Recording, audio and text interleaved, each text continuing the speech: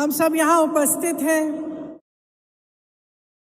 और हमें ये पहचानने की ज़रूरत है कि हमारे संगठन के सामने एक बहुत बड़ी चुनौती है। उस चुनौती का सामना हम कैसे करेंगे, इसी के लिए हम इकट्ठे हुए हैं और 3 दिनों से चर्चा चल रही है। इसके बारे में मैं कुछ 1-2 अपनी बातें कहना चाहती हूँ। खास तौर से उन कार्यकर्ताओं के लिए जो देश भर में हैं लेकिन आज यहाँ उपस्थित नहीं हैं। देखिए, कांग्रेस का कार्यकर्ता कौन है? वो अनोखे लाल है जो इस झंडे को लेकर कन्याकुमारी से कश्मीर तक चला। वो दिनेश है जो आज दिख नहीं रहा है, जो इसी तरह से देश के ध्वज को लेकर नंगे पांव चला। कल किसी ने नसीब पठान जी का नाम लिया, उत्तर प्रदेश के एक नेता थे। आजीवन कांग्रेस के प्रति उन्होंने निष्ठा दिखाई।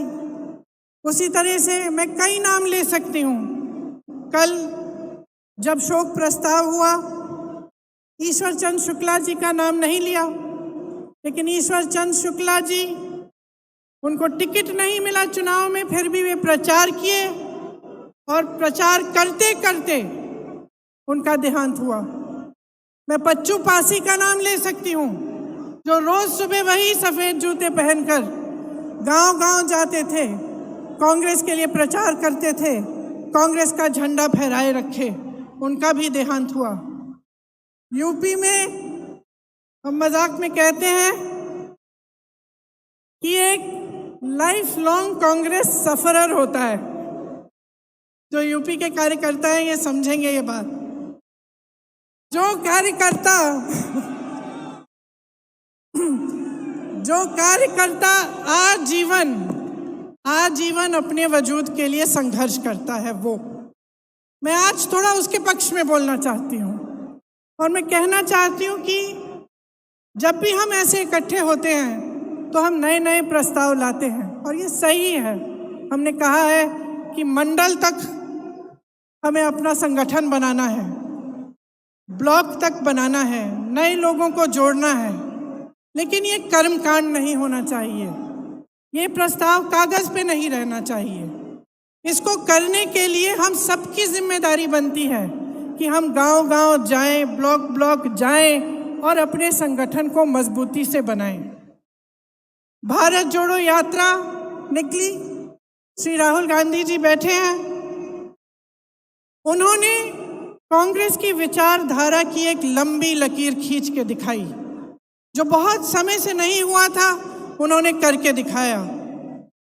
पूरे देश ने देखा कि कांग्रेस का कार्यकर्ता, कांग्रेस का नेता किस लिए खड़ा है, किस विचारधारा के लिए लड़ रहा है, उस विचारधारा का मतलब क्या है। ये काम भारत जोड़ो यात्रा ने किया। देश भर से लोग आए, कन्याकुमारी में आए, केरल में आए, मध्य प्रदेश में आए, हर जगह जहाँ जहाँ यात्रा गई वहाँ आए। जब कश्मीर में थे तो मैं कुछ महिलाओं के साथ खड़ी थी, यात्रा का इंतजार कर रहे थे हम। उन महिलाओं ने मुझे कहा कि 3 सालों से उनको घर से निकलने की हिम्मत नहीं थी, लेकिन इस यात्रा ने उन्हें हिम्मत दी, वे बाहर आए। तो ये हिम्मत दिलाना, ये हम कांग्रेस जनों का काम है, जो समझ रहे हैं कि देश में गलत हो रहा है, जो देश की राजनीति को देखकर समझ रहे हैं कि जो हो रहा है वो ठीक नहीं है। उनको एक प्लेटफॉर्म देना, उनकी आवाज को बुलंद करना हमारा काम है। जो नहीं समझ रहे हैं उन्हें भी समझाना, उनके पास जाना हमारा काम है। तो ये एक बहुत बड़ी जिम्मेदारी है। हमें अपने गिले शिकवे अलग करने पड़ेंगे, एकजुट होकर लड़ना पड़ेगा। हमें दिखाना पड़ेगा इस देश को कि आज नौजवानों के पास रोजगार नहीं है। जितने भी विज्ञापन हैं, जो भी दिखा रहे हों, जहां जहां हम जाते हैं रोजगार नहीं है। रोजगार क्या, जो नौजवान परीक्षा देते हैं भर्ती के लिए, वो घोटालों में उलझे हुए हैं। उसके लिए क्या प्रस्ताव है हमारा। ये कांग्रेस पार्टी इन 3 दिनों से जितने भी प्रस्ताव ला रही है, जैसे किसानों के लिए मैं आज पढ़ रही थी कि एक प्रस्ताव है कि न्याय योजना की तरह हमें किसानों के लिए एक योजना बनानी है। तो ये सब बातें पब्लिक तक पहुंचाना हमारा काम है और इसमें आपकी बहुत अहमियत है। तो एक साथ हमें काम करना पड़ेगा, चाहे महिलाओं के लिए, उनके विकास के लिए, चाहे ये समझाना कि जबकि देश का किसान आज कर्ज में डूब रहा है, मुश्किलों से घिरा हुआ है, लेकिन जमीन प्रधानमंत्री जी अपने दोस्तों को मुफ्त में दिलवा रहे हैं।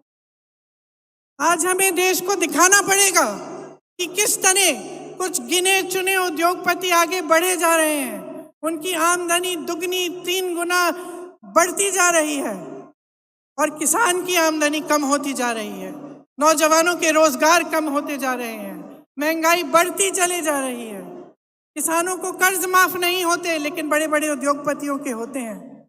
ये सब बातें हमें पब्लिक में ले जानी है। अब हमारे पास सिर्फ 1 साल बचता है, हमसे उम्मीदें हैं। ये उम्मीद है कि हम एकजुट हों, कि जितनी भी पार्टियां हैं, जितने भी दल हैं, जितने भी लोग हैं जिनकी विचारधारा इनसे विपरीत है, वो आगे आए, एकजुट होकर लड़ें। सबसे उम्मीद है, लेकिन सबसे ज्यादा उम्मीद कांग्रेस पार्टी से है आज। और मैं जानती हूं कि हम इस उम्मीद पर खरे उतर सकते हैं कि आपकी मेहनत से, हमारी मेहनत से, हमारी एकजुटता से, हमारे समर्पण से और अपने संविधान के प्रति हमारी निष्ठा से हम सब इस काम को करके दिखा सकते हैं। तो आज जब आप यहाँ से जाएंगे, घर घर जाएंगे, अपने अपने क्षेत्र में जाएंगे, तो आप नए लोगों को जोड़िए। नए लोग जुड़ते कैसे हैं? विचारधारा से जुड़ते हैं, जज्बातों से जुड़ते हैं और आपका मिसाल देख के जुड़ते हैं। तो हमें मिसाल बनना चाहिए कि राजनीति कैसे होनी चाहिए, किस तरह से हमें अपनी राजनीति करनी है। जब जब चुनाव आता है तो ऐसे मुद्दे उठते हैं जिससे जनता का कोई मतलब नहीं है। क्यों कह रही हूं कि मतलब नहीं है? क्योंकि जब रोजगार की बात होती है, युवाओं की बात होती है, महंगाई की बात होती है, तो इन मुद्दों पर चुनाव लड़े जाने चाहिए कि किस तरह से विकास होगा, भविष्य में हम क्या प्रस्ताव रख रहे हैं, कौन सा सकारात्मक कदम हम उठाने जा रहे हैं। ये हमारी राजनीति होनी चाहिए। और आजकल की जो राजनीति है, जो देश का माहौल है, जो नकारात्मक है, उससे हमें ऊपर उठना पड़ेगा और हमें सकारात्मक तरह से भविष्य के लिए अपने प्रस्ताव रखने पड़ेंगे और अपनी बात रखनी पड़ेगी। मुझे पूरी उम्मीद है कि हम इस लड़ाई में सफल होंगे, क्योंकि हम मजबूत हैं। आज भी अगर आप सब यहाँ बैठे हो, इसका मतलब है कि आप पार्टी के प्रति समर्पित हो और आप निडर हो। हमारे तमाम नेताओं पर, कार्यकर्ताओं पर इस सरकार ने दमन किया है। आज भी, कल भी छत्तीसगढ़ में रेड लगवाए, एजेंसियों के द्वारा क्या क्या नहीं किया, लेकिन आज भी हमारे नेता खड़े हैं, आज भी हमारे कार्यकर्ता खड़े हैं। और मैं जानती हूं कि आपका संघर्ष क्या है। अगर हमें पूछताछ के लिए 2 दिन के लिए बुलाया जाता है तो आपको जेल में महीनों के लिए रखा जाता है। अगर हमें पुलिस घसीट के ले जाती है तो आप लाठियां खाते हैं। तो हम जानते हैं कि आप में कितनी हिम्मत है। अब देश को भी ये हिम्मत दिखानी है, देश के संविधान के लिए, लोकतंत्र के लिए और एक मजबूत भविष्य के लिए हमें सबको इकट्ठे लड़ना है। आप सबको बहुत बहुत धन्यवाद। जय हिंद, जय कांग्रेस।